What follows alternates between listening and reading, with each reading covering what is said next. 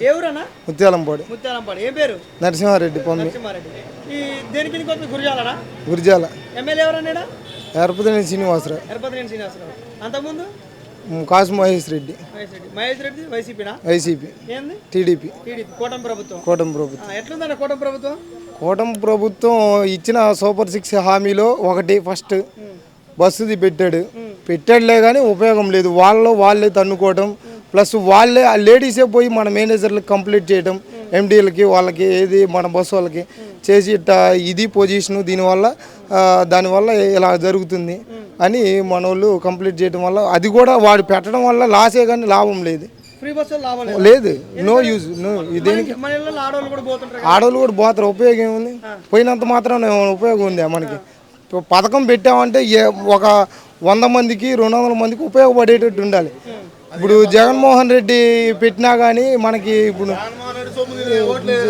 జగన్మోహన్ రెడ్డి పెట్టాడు 10 మంది ఈరోజు పరిపాలన జరిగింది బాగానే జరిగింది అని అనుకుంటున్నారు కానీ వాడిని తిట్టుకున్నోడు ఎవడు లేడు తిట్టుకున్నోడు అక్కడ కూడా లేడు ఇప్పుడు ఈరోజు చేశాడు అది చేశాడు అని మనం ఎవడైనా చెప్పుకోవడానికి కానీ ఏదైనా ఉందా లేదు ఈరోజు ఒక్క పింఛను ఫస్ట్ కొత్త పింఛను ఇచ్చిన పాపను పోలే 2 సంవత్సరాలు అవుతుంది ఈ రోజుకి ఒక్క కొత్త పింఛన్ అనేది ఈ రోజుకి ఒక్క పింఛన్ ఇవ్వాలి మన జగన్మోహన్ రెడ్డి నెలకి ఇచ్చాడు పింఛన్ నెలకి కంటిన్యూస్ కొత్త పింఛన్ ఇచ్చాడు ఒక్క పింఛన్ కూడా ఇలా ఒక్కటి కూడా ఇప్పుడు ప్రజెంట్ నడుస్తున్న పింఛన్ ఒకటే ఏంటిది మొగుడు చనిపోతే మొగుడికి పింఛన్ ఉంటే ఆడ మనిషికి వస్తుంది నెక్స్ట్ మంత్ అది ఎక్కడైనా అంతే రాష్ట్రం మొత్తం మా నియోజకవర్గం కాదు మొత్తం ఎక్కడైనా ఒకటే మొత్తం రాష్ట్రం మొత్తం కూడా ఇంప్లిమెంట్ అదే ఉంది మనం కాదు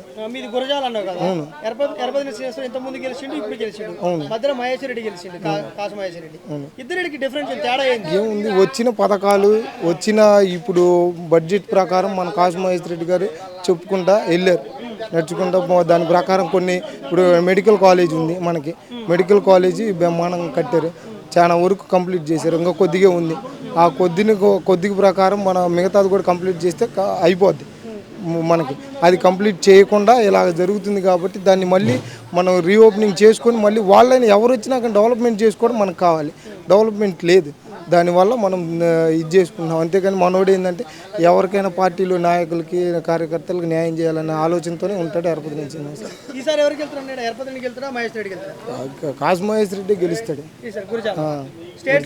స్టేట్లోనే జగనే సీఎం కంపల్సరీ తిరుగులేదు అసలు పోయినసారే చాలా నమ్మకం ఉంది కాకపోతే ఇవన్నీ వీటి వల్ల ఈవీఎంలు మరి ఇంకా సంథింగ్ చేస్తూ ఉన్నారు అది ఎవరికి ఏందనేది ఎవరికి అర్థం కావట్లేదు ఇప్పుడు ప్రజెంట్ పవన్ కళ్యాణ్ గారు ఏమంటారంటే నేనున్నంత కాలం జగన్ అధికారులకు రాని నేను కూటమిలో ఉంటా కూటమితోటి మేము ప్రభుత్వాన్ని ఏర్పాటు చేస్తాం ఇంకా 30 ఏళ్ళు చేస్తాం ఇంకెక్కువే చేస్తాం అంటుండే కదా అదే చెప్తుంది కూటమి అంటే ముగ్గురు కలిసి ఉంటే జగన్మోహన్ రెడ్డి రావటం అనేది కష్టంగానే ఉంటుంది ఎందుకంటే 3 పార్టీలు కాబట్టి వాళ్ళకి ఓట్లు క్యాస్ట్ వైజ్గా ఓట్లు చీలుతున్నాయి కదా నీకు నాయుడు అంతకుముందు తూర్పుగోదావరి పశ్చిమ గోదావరి జిల్లాలో మనకి ఎక్కువ వైసీపీ గెలవటానికి ఛాన్సెస్ అక్కడే తన్నుకొని వచ్చాయి ఓట్లు ఎమ్మెల్యేలు మొత్తం 151 సీట్లకి రావడానికి కారణం కూడా తూర్పుగోదావరి పశ్చిమ గోదావరి జిల్లా ఆ ఉన్న నాయుడు ఓటింగ్ మొత్తం కూడా మనకి సపోర్ట్ చేసింది ఈరోజు మనకి అది సపోర్టింగ్ లేకపోవటం వల్ల మనం కొద్దిగా డౌన్ అయినా వాడు చేసిన పథకాలకు కూడా జనాలు నమ్మారు కానీ కాకపోతే ఓట్లు వేసింది అది ఎవరికి ఏ మాయాజాలం జరిగిందనేది ఎవరికి ఏం తెలియదు ఎప్పటికి కూడా అయితే అసలు నేనే ఉన్నాను ఆడిదాకా నేను వాలంటీర్ చేసి ఆల్రెడీ నేను 80,000 రూపాయలు అవార్డు తీసుకున్నాను 3 సంవత్సరాలు నేను 3 సార్లు వరుసంగా అవార్డు తీసుకొని 84,000 పెట్టి జగన్మోహన్ రెడ్డిని రాజశేఖర రెడ్డి ఉంగరం చేయించుకున్నాను వాలంటీర్ చేశాను చాలా ఉన్నాయి అదేగా చెప్తున్నా నేనే బెట్టింగ్లో పెట్టుకొని ఇది చేసుకున్నాను 4 లక్షల రూపాయలు పోయి ఏది నమ్మకంతో మన జనాలు కంపంగా వస్తుంది మనకి సీట్లు మనకి 60 కాకపోతే 70 అయినా వస్తాయి అన్ని ఛాన్సెస్ ఉన్నంత వరకు బెట్టింగ్లు పెట్టుకున్నాం అయినా కానీ రాలా చేసేది ఏముంది పవన్ కళ్యాణ్ మీ వల్లనే నష్టం జరిగింది వాలంటీర్లు మంచిగా చేయట్లేదు ఆరోపణ చేసింది వాలంటీర్లు చేయటం కాదు కాకపోతే వెనక ఉన్న నాయకులు సపోర్టింగ్ చేసుకుంటా వస్తే వాళ్ళతో పాటు సపోర్టింగ్ చేసుకుంటా ఇప్పుడు ముందు నాయకుడు వచ్చినప్పుడు మేము వెనకుంటాం ఏదైనా పథకాలు రానప్పుడు మమ్మల్ని పిలిచి అడిగించుకుంటా చేసుకుంటూ వస్తే గవర్నమెంట్ ఎంతో కొంత మార్పు వచ్చేది లేదు కదా లేదు 10,000 ఇస్తానన్నాడు ఇంతవరకు ఒక వాలంటీర్కి కూడా ఒక పోస్ట్ కానీ డబ్బులు శాలరీలు కానీ ఏమీ లేదు ఇంతవరకు. ఎందుకు ఇవ్వలేదంట? ఎందుకు లేదు, ఇస్తానన్న ఇవన్నీ హామీలు ఇస్తానన్నది ఒకటైనా నెరవేర్చాడు, ఒకటి నెరవేర్చాడు. ఆ నెరవేర్చిన దానికే గొడవలు అవుతున్నాయి, ఇంకెక్కడ నెరవేరుస్తాడు. మీది గుంటూరు పాత జిల్లా, పాత గుంటూరే కదా? అవును. మరి జగన్ గారు గుంటూరుని కలుపుకొని మావిగం చేయాలన్నాడు రాజధాని. వీళ్ళేమో అమరావతి మాత్రమే రాజధాని కావాలంటారు. దీన్ని ఎట్లా చెప్తారు? ఇప్పుడు అమరావతిని చేయాలంటే కింద మట్టి మంచి మట్టి, అది ఏది పండించుకునే పంట, అది దాన్ని తోవటం, మళ్ళీ నీళ్లు కొట్టడం, మళ్ళీ తోవటం, నీళ్లు కొట్టడం, దీనికే డబ్బులు అయిపోతున్నాయి. కానీ ఇప్పుడు ఆల్రెడీ వైజాగ్ ఉంది, డెవలప్మెంట్ ఏరియా అనేది, ఎంతో కొంత మళ్ళీ ఇంకొక డబ్బులు పెడితే అక్కడ కొంత అయింది.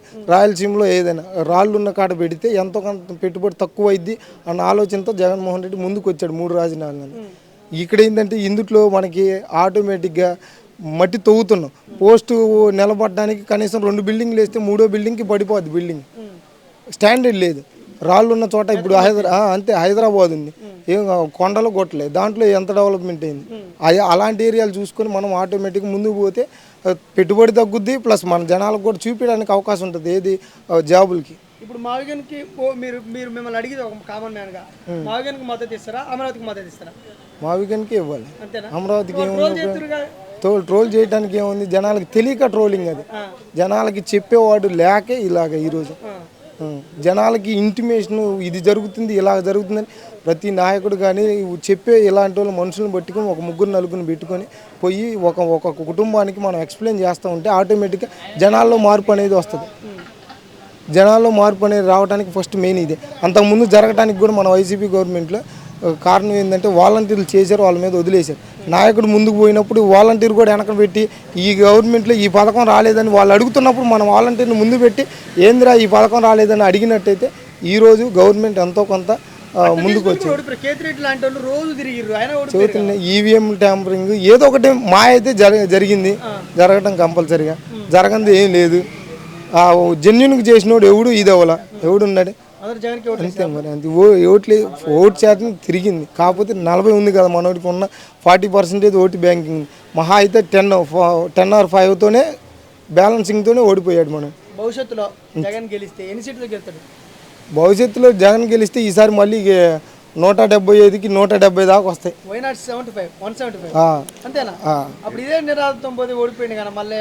వస్తుంది కన్ఫామ్గా, అంతే. నిరాశ రాల జనాల్లో, మళ్ళీ మార్పు వచ్చింది కదా, మనకు మార్పు వస్తే మనం ఆ వచ్చిన మార్పుని మనము ఇంప్లిమెంట్ చేయలేకపోతున్నాం. ముందు ఫస్ట్ మన కాడ ఉన్నది అది, మనము వచ్చిన మార్పుని ఇప్పుడు వీళ్ళు వచ్చిన సూపర్ 6 ఇలా చేశారు, జగన్ పరిపాలన ఎలాగుంది, చంద్రబాబు పరిపాలన ఎలాగుందని డిఫరెన్స్ తేడా అనేది చెప్పలేకపోవటం వల్లే మనం ఈరోజు వెనకబడి ఉన్నాం.